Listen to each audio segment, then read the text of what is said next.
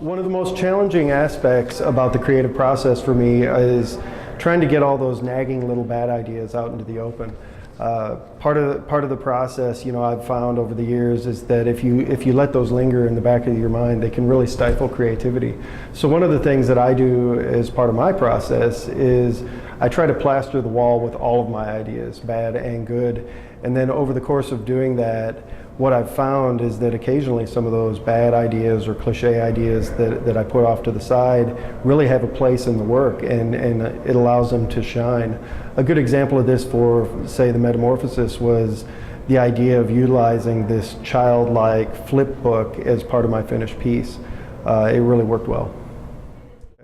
I really have no preferred medium. That's one of the benefits of having a long-standing career as both a traditional and digital designer. I feel comfortable in a variety of media, which allows me this kind of fearless sense of childlike expression as I'm trying to develop the ideas.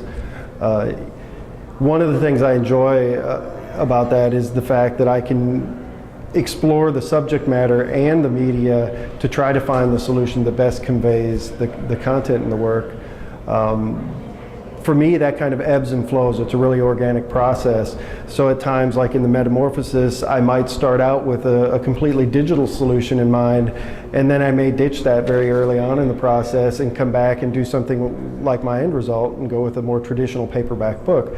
Other times, I might explore using the entire gallery space as the primary way to convey the content, and really the pictures and the mixed media that are involved are elements as supporting evidence.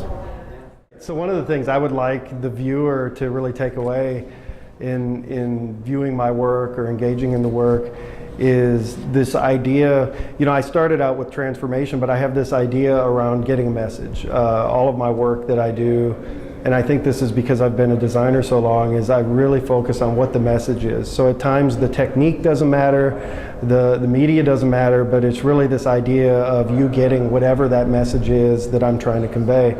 I know I've already mentioned that I love this idea of transformation, but I also like that transformation and the message to come over time. So most of my work kind of represents a story that happens over time. And sometimes it can be in reverse. Sometimes we can start in the future and go back to the past, and other times we can start in the past and go to the future. So really it's that sense of message in conjunction with what inspires me.